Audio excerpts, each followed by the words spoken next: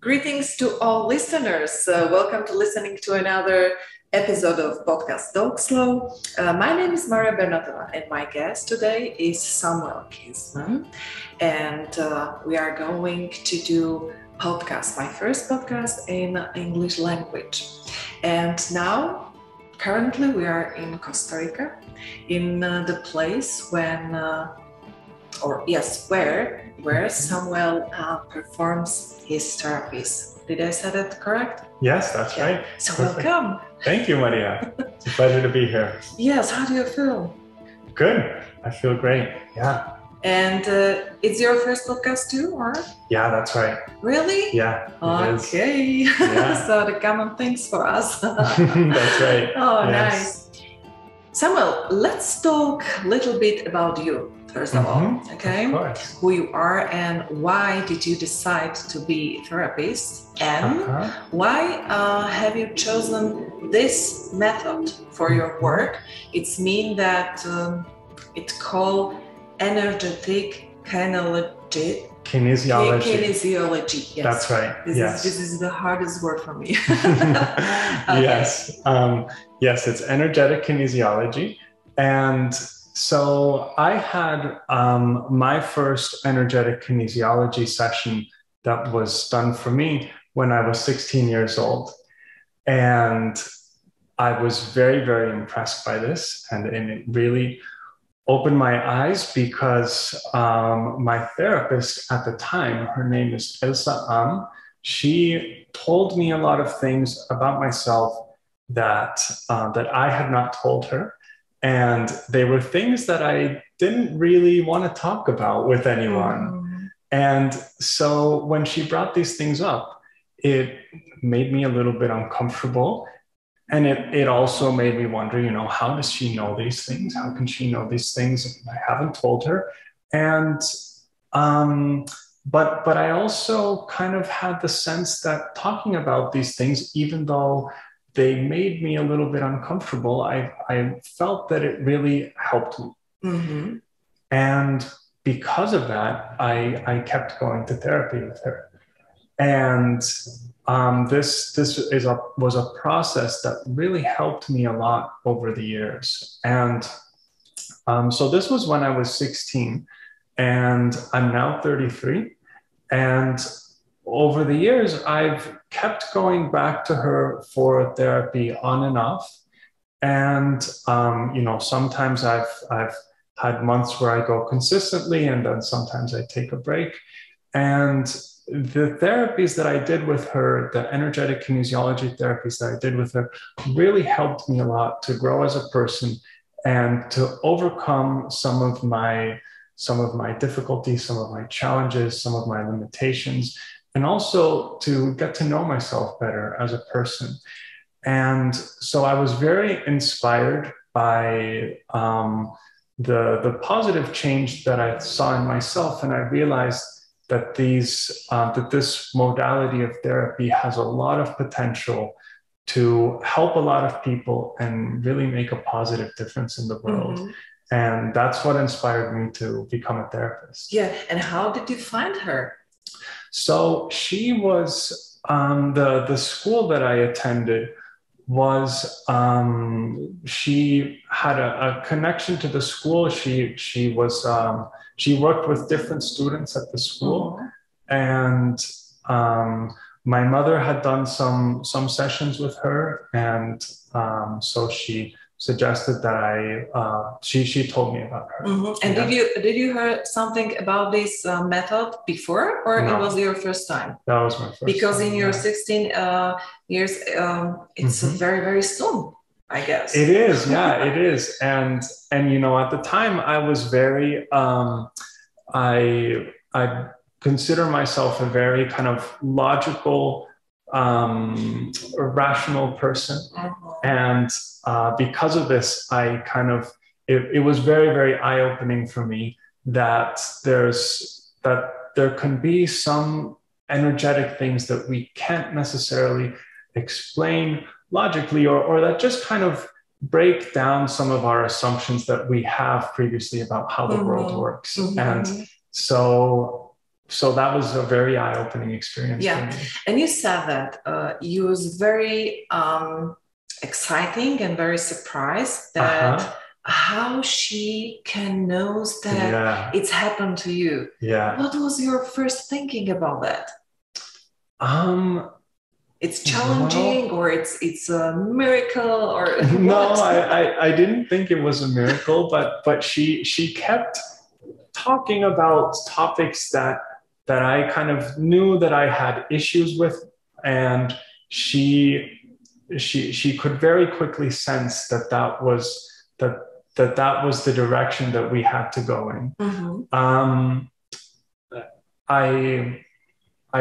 There wasn't really one single moment where I was really shocked, but over the course of the therapies, I really started to realize that she had a lot of insights and knew a lot of things about myself that I hadn't really shared with her or with anyone else for that matter.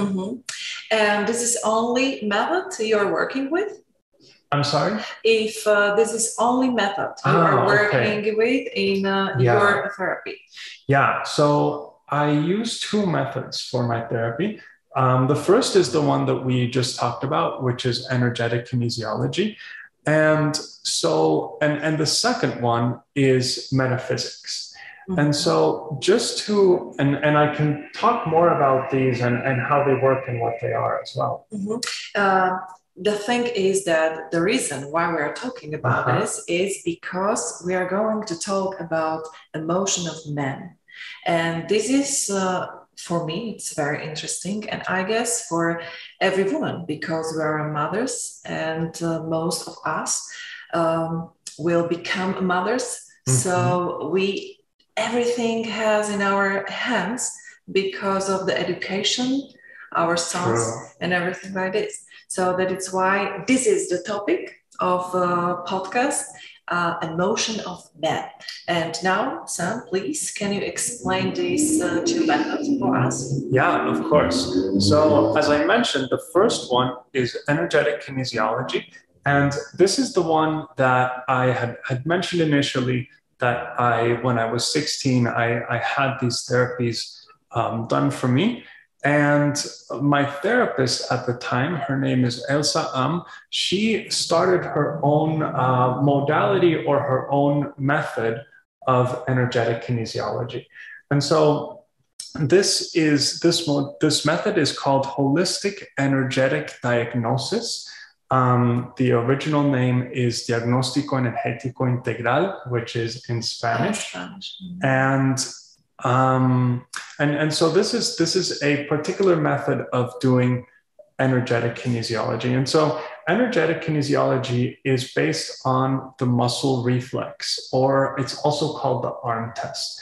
And it's kind of based on the fact that all of our emotions and all of our experiences are stored in our physical body. And this information can be accessed by a therapist by doing what's called the muscle test or the arm test.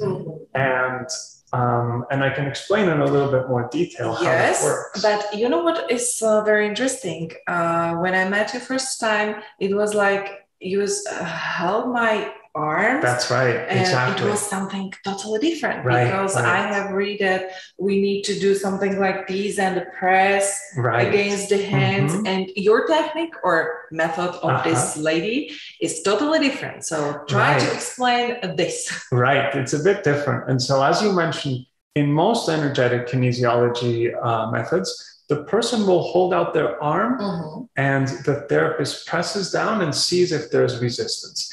And that's or kind of gauges how much resistance there is. And that is to test whether the muscles in the arm are weak or strong.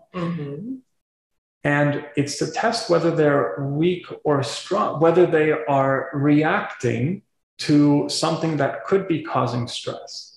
Now, when in holistic energetic diagnosis, the method that I use, as you mentioned, the patient will lie down on the bed and put their arms up like this. Yeah. And I will sit behind them and I will hold their hands and I pull the arms backwards slightly and I can see if one arm is longer than the other.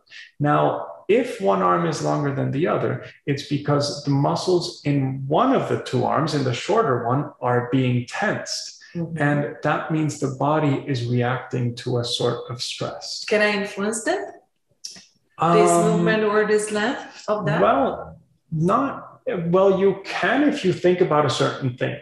So one thing that I do sometimes, if I want to test whether you, if let's say you have a stomach ache, and we want to test whether this, what kind of emotion is associated with this, and what kind of emotion could be contributing to the stomach ache. So one thing we can do is I can ask you to think about your stomach ache, mm-hmm. and I will pull your arms back, and then one of the two arms will be longer than the other mm-hmm. one because there's a stress in your body. Mm-hmm. Yeah. And but how do you know which question you should put with this method? Mm-hmm. For example, if I come to therapy, I'm lying there, and where is the question? Right. So there's a series of questions that we ask, and just to backtrack a little bit and give a little bit of context, I want to explain a little bit how this, what you mean exactly by asking a question. And so when we say asking a question, I as the therapist, so in the previous example, we talked about how you can think of something that can cause a stress in your body and can change the length of your arms. Just like you can think about it, I can think about it as well. And that will also change the length of your arms. So this is because our energetic fields are interacting with each other, because whenever we're physically close together, our energetic fields interact with each other, and that's how we can ask questions. Mm-hmm. Now, you also asked me, how do I know which questions to ask? And in energetic kinesiology and in each different kind, there's a system and a list of questions, a list of different energetic blockages that we test for. So these are energetic blockages that are present within the body, and I test for each one. And for the ones that show up, I can ask certain details about it. I can ask where it comes from, what emotion it's associated with, whether it's associated with a past event from your life, and also how to treat it. Mm-hmm. And tell me one thing. During our therapy, you said the specific year of my life or in my life. And I was like, how can you know it? Right. That's a similar experience I had to the one I had when I was 16. Yeah. Like, oh my God. And I'm trying to thinking that how it's happened. So all of our experiences are stored in our physical body, in our muscles. And so basically when this came up, I was testing a specific kind of energetic blockage. Mm-hmm. And so this blockage showed up, and then I was asking the body, I'm always doing the arm test, and I'm asking the body, okay, is this energetic blockage associated with a particular date? Mm-hmm. And the body said yes. And so I started to test for certain years to ask when this date was. And so I kept narrowing it down until I had the specific year. Is this working for 100%? What do you mean by that? This technique, that the question is correct, the answer is correct or no? Yes. So there's no wrong answers. Mm-hmm. And it's very, so this is kind of where energetic kinesiology kind of deviates a little bit from cold hard science. And the reason is that when I tested this on you, when I gave you this date, it was something that made sense to you. And it was something that you were able to connect with, and you were able to say, yes, you know, the things that are happening now probably have something to do with this particular year in my life where certain maybe challenging things happened, right? Mm-hmm. Now, if you would have done a session with a different therapist, it's possible that a different date would have come up. And that's because the interaction of the energetic fields between the patient and the therapist is always unique.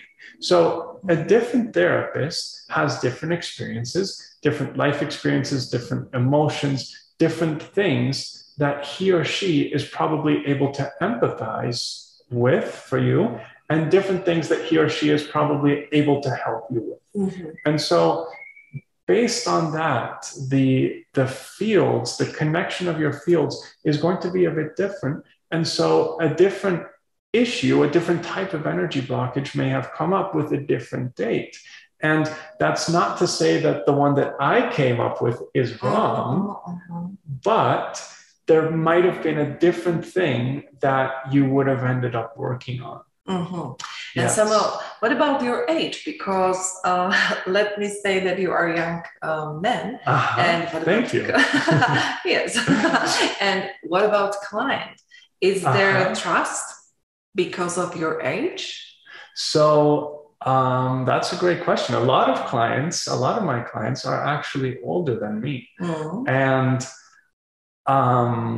obviously, having life experience is a very important factor as a therapist. Mm-hmm. But I think that what really kind of brings my clients to trust me is that they can see that I've done a lot of work on myself. Mm-hmm. And which one? Tell us. So I've done, as I mentioned, I've done a lot of therapy since I was 16. And so to tell you a little bit about my journey, when I was 16 years old, I was a very shy person. I was very inwardly oriented. I wasn't very in touch with myself. And I had a lot of challenges. And over the years, during my therapy and during the work that I've done on myself, I have learned to be more. I've learned to be more in touch with myself, and I have also left behind some of my shyness and become more authentic. And this has really helped me to be more connected with myself and really live life in a more engaged and passionate way. Mm-hmm, mm-hmm. Yeah. Mm-hmm. And in which age did you start to believe in yourself that you can work with all the client or with the people generally? You know? So I started to do this work when I was around 30, 31. And from the very beginning, a lot of my clients were older than me. Mm-hmm, yeah. Mm-hmm. But everything is okay with them, yeah? Yeah, absolutely, yeah. And I also want to add, in terms of your previous question, I mentioned that I've done a lot of work on myself. Mm-hmm. And I also want to add that I don't want to make this seem like I'm a perfect person, or that I don't have other things that I still want to work on, because we all do. And, I feel like life is a process that's constantly teaching us lessons and constantly giving us new opportunities to learn and to grow. And so I think that it would be misleading to give a message of, oh, I've done all this work and I'm at the right place now. I've arrived at the destination, so now I can help you do the same, right? Yeah. That's not really the message that I'm trying to communicate. Yes. But we all know that every therapist needs a therapist. That's true. Exactly. So we're all happy about that. One thing, not one thing, but one more thing about you, very interesting for me, is you're working with the breathing, breath with breathing. Right. It was really interesting to read about it. In your case, in your bio, because it's something what, from my side, it's very hard to do this. We were talking about free diving. Right. So tell me something about this, about how you hold this breath. This is very interesting. Yeah. So I discovered freediving and I discovered the power of the breath when I was around 24 years old at the time. And just to give our viewers some context, freediving refers to breath hold diving. And so this is when people dive underwater with a mask and a snorkel and fins and also a wetsuit, but no tanks, no air supply. No air supply. Exactly. And so a lot of people, when they imagine this, they think, oh, this must be very extreme and it gives you a lot of adrenaline because it sounds like it's really dangerous, right? But it's actually very different, because in order to freedive successfully, and you have to slow down your heart rate because it allows you to use your oxygen efficiently. If you're very, very nervous and very tense, your heart's going to be beating very quickly. And that oxygen supply that you have in one breath of air is going to get used up very quickly. And so you really need to slow down your heart rate. That's a big part of freediving. And the breath is one way that we do that.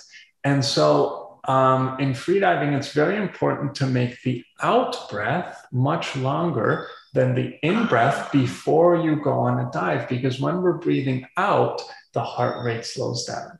And so there's a lot of different meditative practices related to breath work that freedivers use before their dives, because the more they can relax, the deeper they'll be able to dive. It's amazing. And you can use it for everyday life.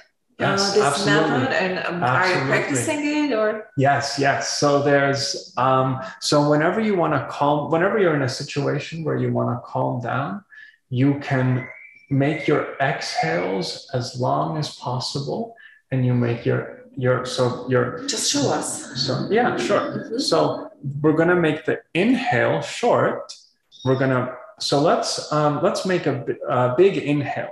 So let's do a big inhale. But in here, this area. So you can put one hand on your belly, and one hand on your chest. And so we want to do an inhale where first we're going to fill the belly, and then we're going to fill the chest. So it's really a two-part inhale. And the reason why we make these two parts is so that we can involve the belly and involve the diaphragm and also the chest, so that we can really fill our lungs with as much air as possible. So we're going to do that. And after we've done that, we're going to exhale through the nose very slowly, and we're going to draw out that exhale and make it as long as possible. Are you ready to try it? Okay, I'm ready. All right, so we're going to put one hand on the belly, one hand on the chest. So we're going to breathe in first into the belly, and you should feel, you can see that hand coming out, and then into the chest as much as you can, and then we're going to breathe out very slowly.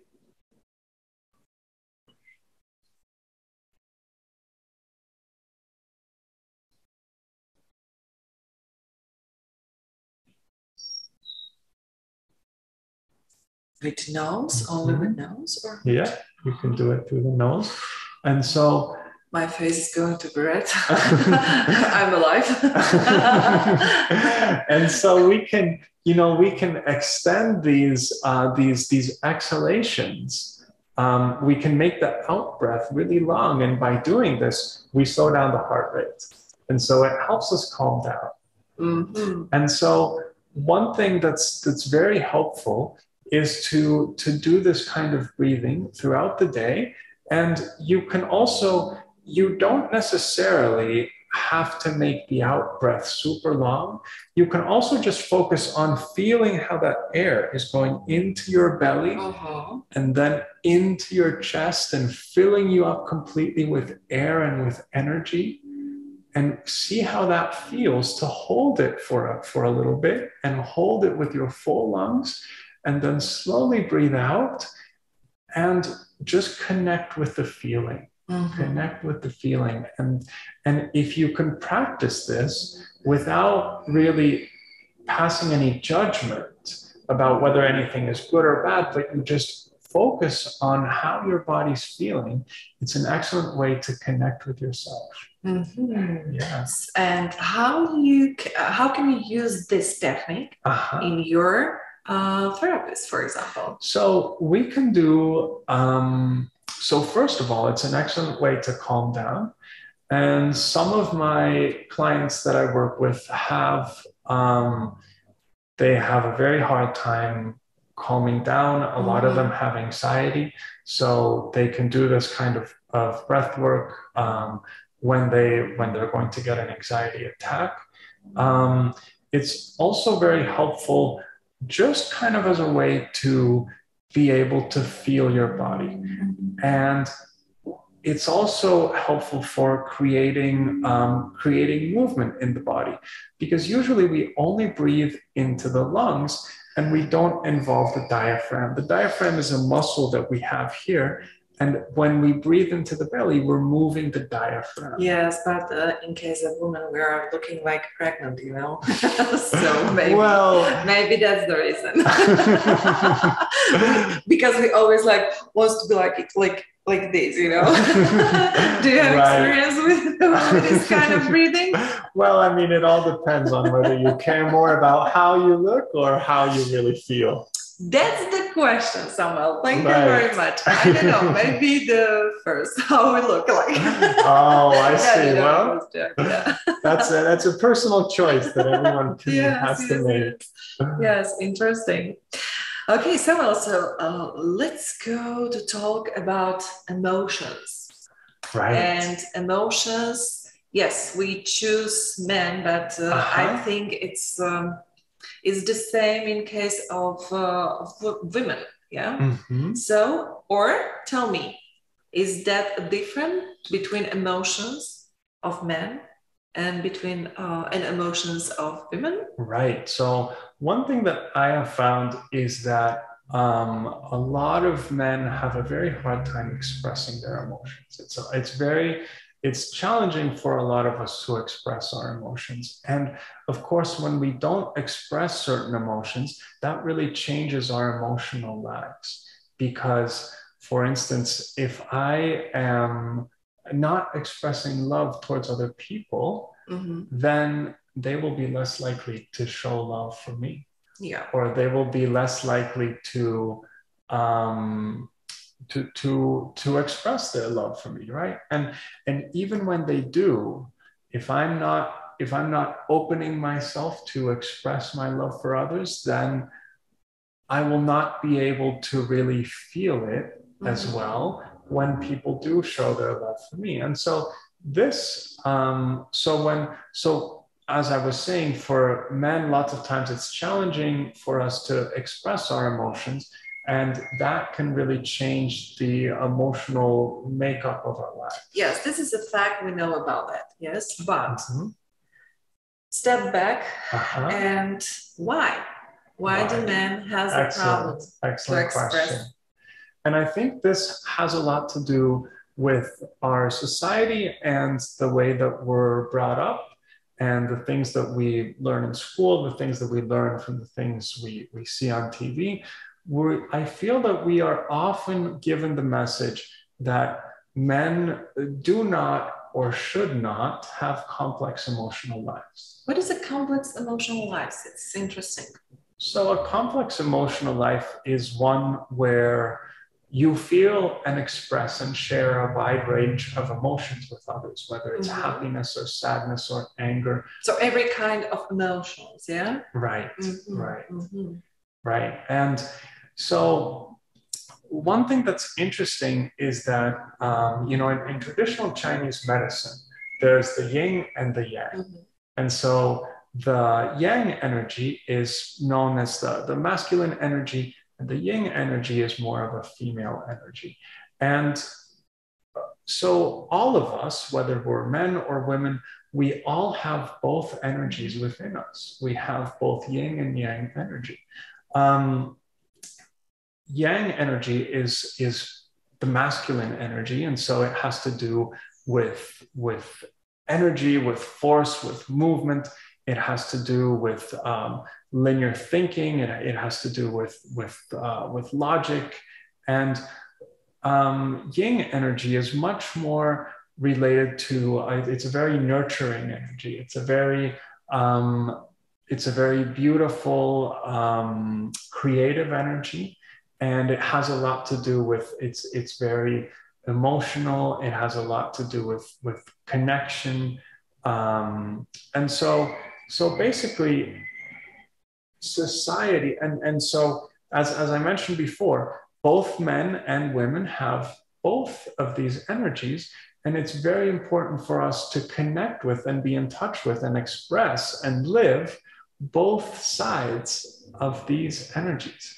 And society often gives us the message in a kind of subliminal way almost that men do not have yin energy, or that they should not have it, or that if they express it, it's a sign of weakness. And this is, I think that this is one of the main things that makes it difficult for us to express our emotions. You were talking about TV, about the people, about the society, but tell me about fathers. What's the role of them in a families? And please compare it with a family when only mother educated the son. What's the difference? Do you have this experience with your client? So I think that fathers, I'm glad that you brought that up, because fathers really play a very important role. And one thing that that different clients have mentioned to me sometimes is that when they think of their father, they see someone who is kind of punishing, hard and severe, and who expresses anger, but doesn't really express many other emotions. So lots of times fathers kind of make their presence known in the house through anger and through discipline. And so I think that luckily this is starting to change. But for a lot of men who are adults now, this is the experience that they had as children. And so when and so having had these types of fathers can make it more challenging for men to express their emotions, because they didn't really have a positive model. They don't really have a positive model to follow.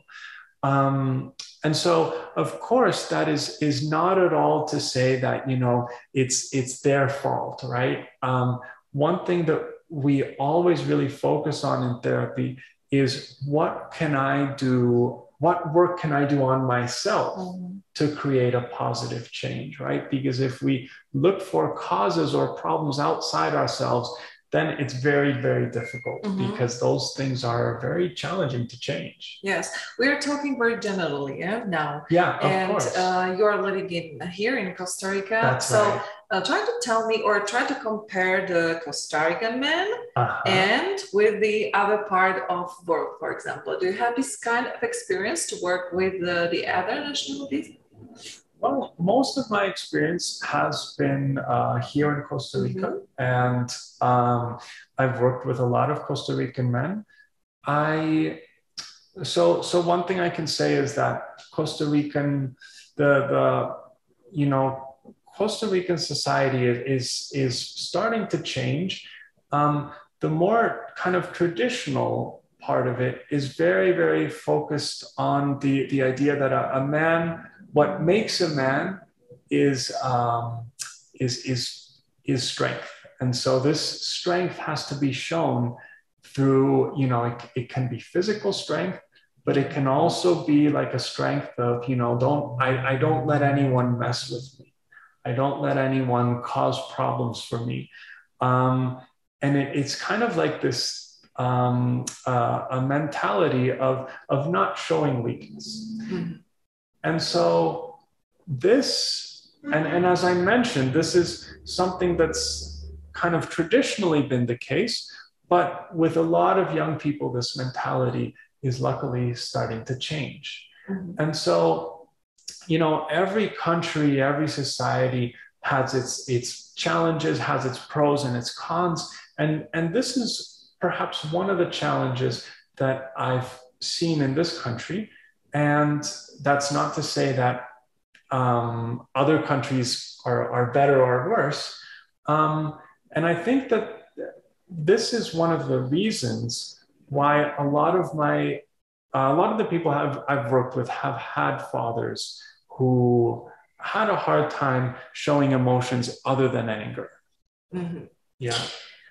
Yes, the anger, this emotion we were talking about in the last interview, and you said something like anger is one of the few emotions that we know how to express. Right. So tell me something more about that.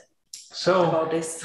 Right. So anger is kind of like the one. So if we go back to this attitude or this mindset that's kind of starting to become outdated, of a man who has to be strong, who cannot show any weakness to others. Mm-hmm.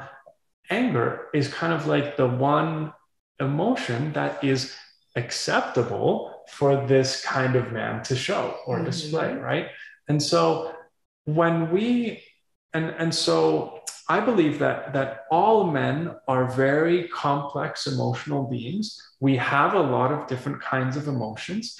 And when we cannot live those emotions, when we cannot express those emotions, it's very, very frustrating. Mm-hmm. It's very frustrating, and it can make us very angry.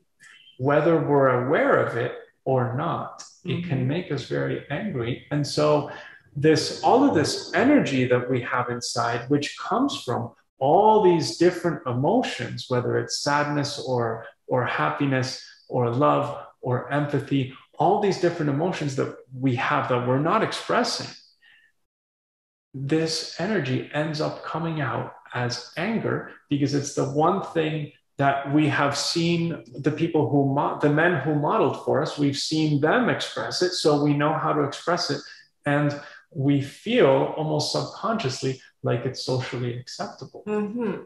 And now tell me, and we can compare the other emotion, for example, love. Okay. Yeah. When men how men can express the love as an emotion. Compare it with anger, for example. So I think that this is one of the emotions that sometimes is difficult for men to express. I would say that there's a lot of different ways to express this. Mm-hmm. And it's really personal. It really depends on the person and how he chooses to express it. Mm-hmm. And, it can be expressed with words. It can be expressed with things that you do. Perhaps when a father is expressing or showing love for a son, it can be through praise. It can be to say, you're good. It can be to say, literally, I love you. Mm-hmm. It can be to spend time with his son. It can be to ask the son, what would you like to do? How would you like to spend time? I choose the love because I want to ask you if a client are asking you, for example, please, Samuel, can you help me with love? I would like to express myself to girlfriend or to my wife, and I don't know how to do it. It's something like here. I haven't had that particular experience. I have had sessions with men who have a hard time connecting with their sons. And this happens particularly when sons start to enter their teenage phase, it's very hard for them to connect with their sons. And one thing that I always say is that, you know, if you can connect with yourself, it will be easier for you to connect with other people. Yeah, but how to connect right with right yourself? Exactly. So that's one thing that we work on through therapy. And really, one way to kind of summarize energetic kinesiology and what it's all about, we could say it's about connecting with yourself. It's about becoming aware of emotions that perhaps you weren't aware of, and opening yourself up to feeling those, giving yourself the permission to feel those, and being able to feel those from a non-judgmental point of view. Yes, but somehow it's not so easy. Right. If it's easy, we don't need you. Right. I make it sound easy.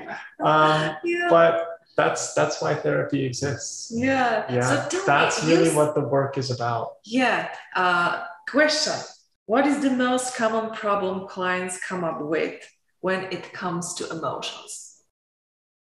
So that's a great question. I would say that, you know, one thing that I do in my sessions is I test patients' auras. Mm-hmm. And so the aura is an energetic field that we have that surrounds us, that protects us, and it nurtures us.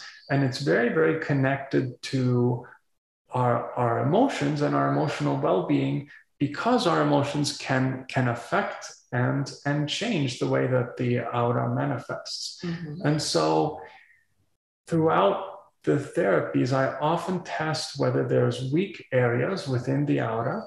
And these weak areas, lots of times they have to do with a certain kind of situation that the person may have. For instance, one thing that I see a lot is that the aura is weak in the over the mouth, so in the mouth area.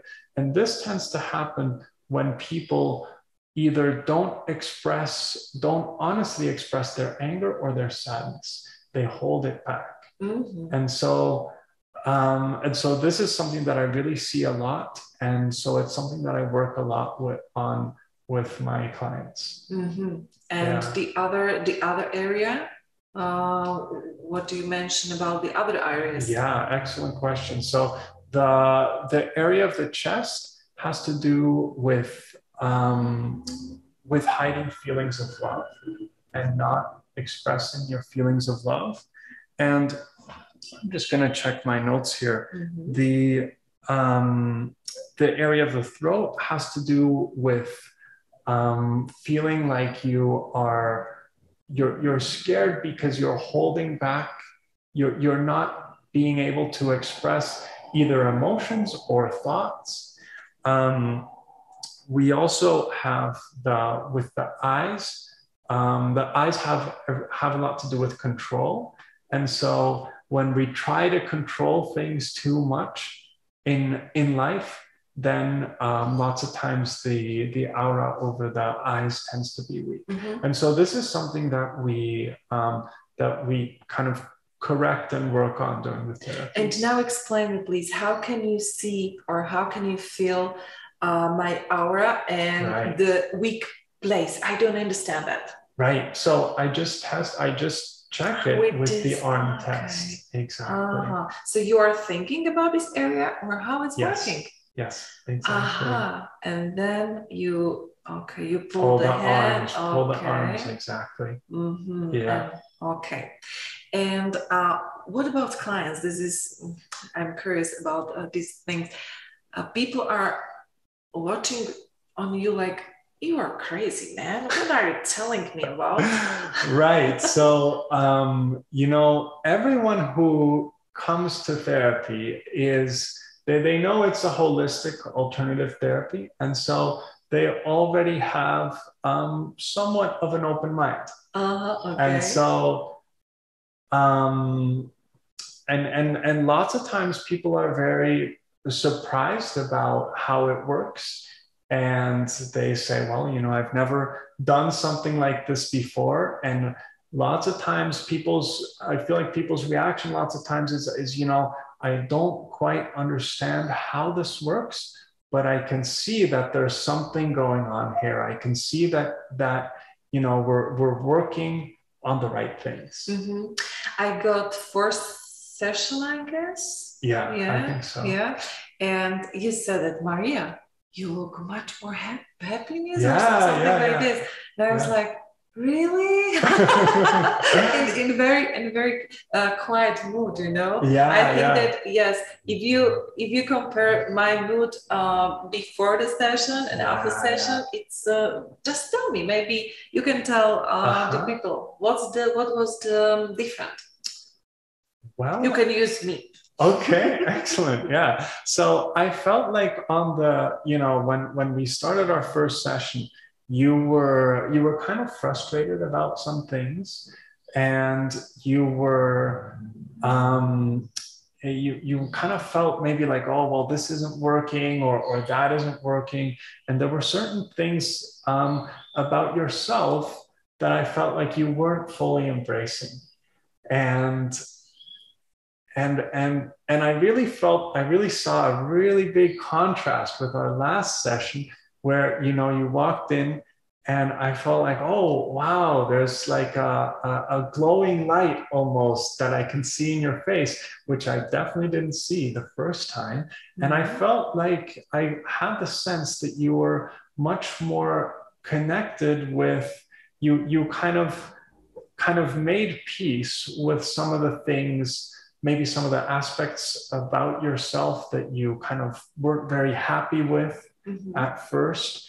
And I felt like that was allowing you to be much more happy and carefree in life. And I remember that you walked in holding up your basketball, which I know that you love to play basketball.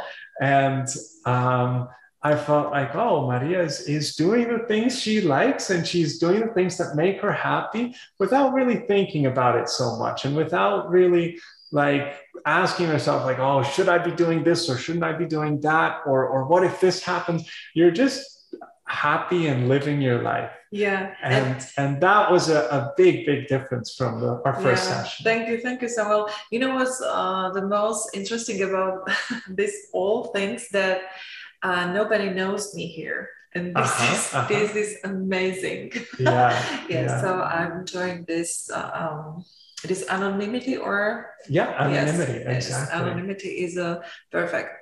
I was reading some very interesting sentence that despite centuries of stereotypes, a new study finds that men are just as emotional as women. Men have the same ups and downs, highs and lows as the women do. And that is good news for all of us. Right, exactly. And so this is kind of like what we were talking about before with the yin and the yang energy. We both have yin and yang energy. And society has been telling us for so long that men are not as emotional as women, or men shouldn't be as emotional as women. Yes, but tell me one thing. What are the emotions that men show the least? That men show the least. I feel like it depends on what we think will make us vulnerable. Because one thing that I've heard from a lot of clients is, you know, I feel like I need to appear strong to others, and I feel like I need to, like, I cannot show vulnerability. And so, you know, being vulnerable, showing love for others can be a vulnerable thing. Or if you show sadness, or if you show fear or insecurity, all of those are things that can make us seem vulnerable. So tell us something about your goal in the future. How do you want to work with these problems? Yes. And with emotions, not problems, but with emotions, to express the emotion.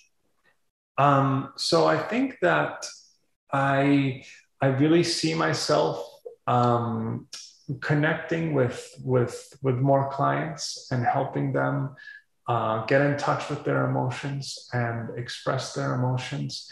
And I also see myself exploring more and learning more about breath work. Mm-hmm. There's really so many different tools out there that can be very helpful. And so in the future, I see myself learning even more about this and using it more and more in my sessions. Perhaps also doing group sessions with only with men group. Well, I want to do group sessions with when I think about breath work, it would probably be open to men and women.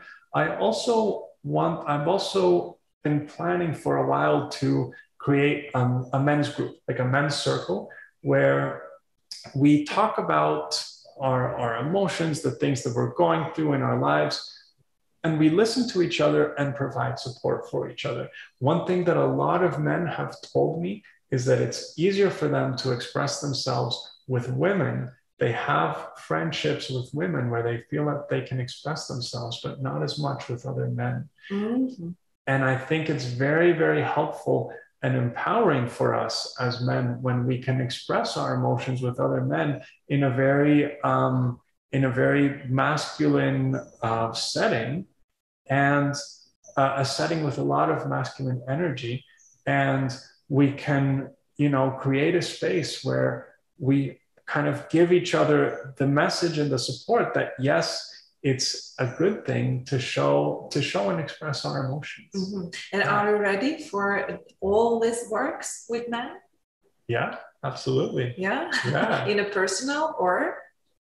Yeah. So one thing that I want to expand on, that I want to do to kind of expand my reach as well, is to start offering therapies not only in a physical setting, but also online. And so the energetic kinesiology therapies that I do, those, with the arm test, we don't have to be in the same room or even the same country to do that. Whoa. Stop. Wait, how is it possible?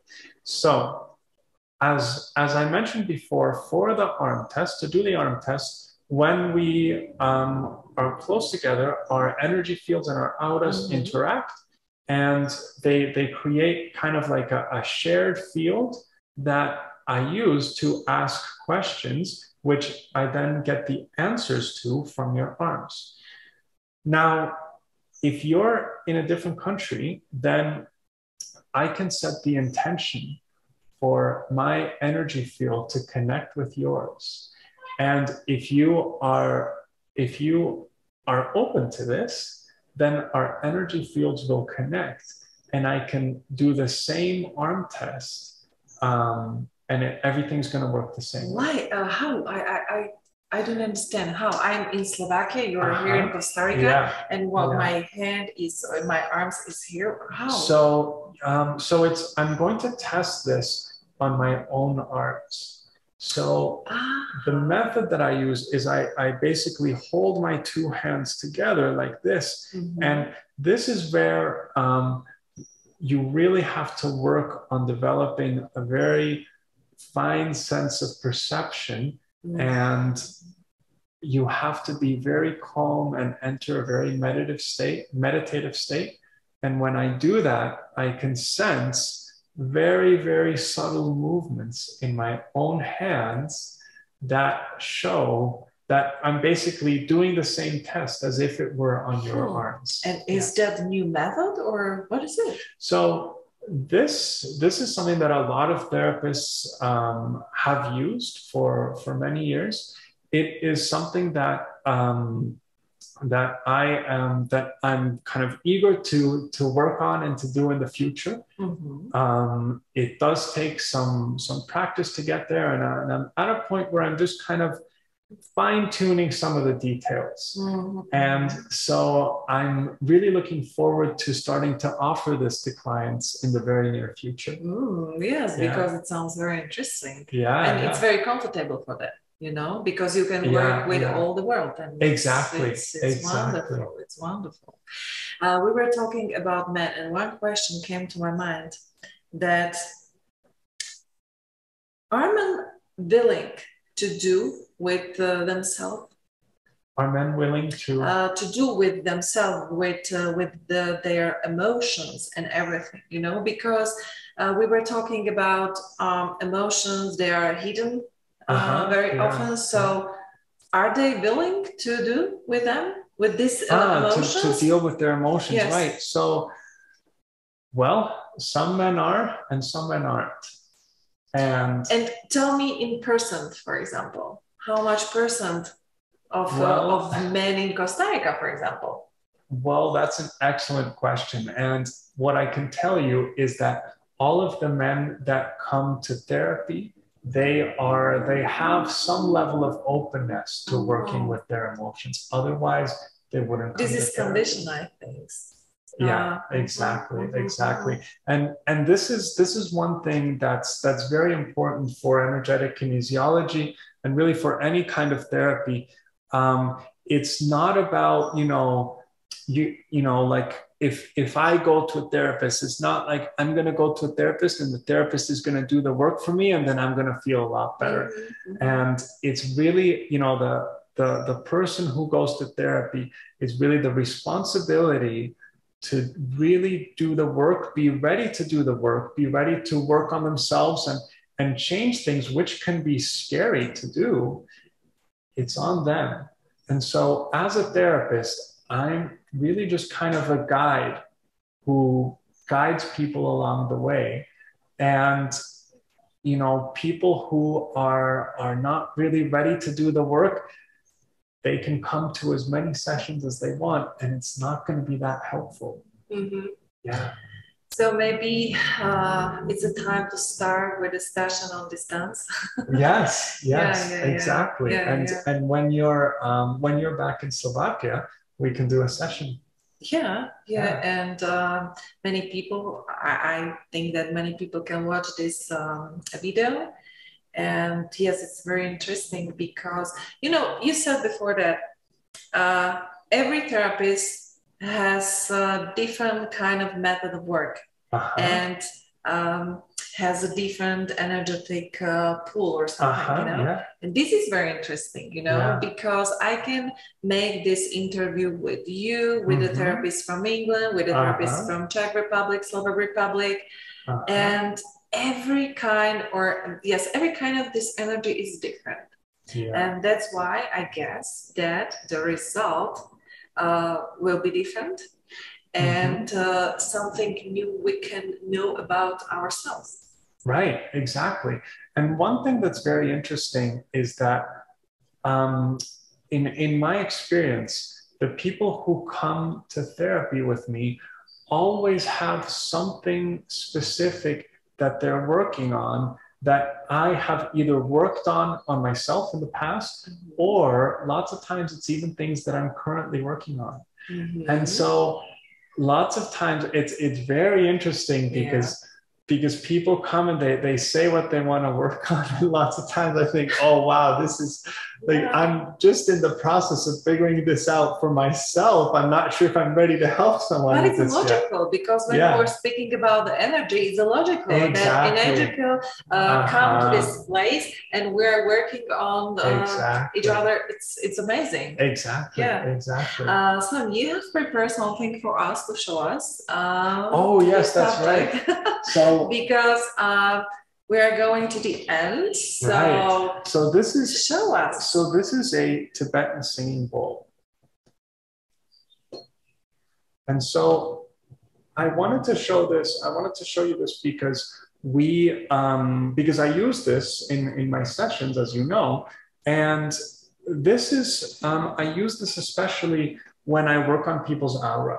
So I mentioned before that there's different parts of the aura that can be weak sometimes, different parts depending on what kind of things we've been working on or what kind of things we've been dealing with. We mentioned that the mouth or the aura over the mouth is weak sometimes when we're not expressing our anger or our sadness. And so the way that I strengthen and rebalance the aura is with this Tibetan singing bowl. And maybe you can do it once more and put it closer to the microphone.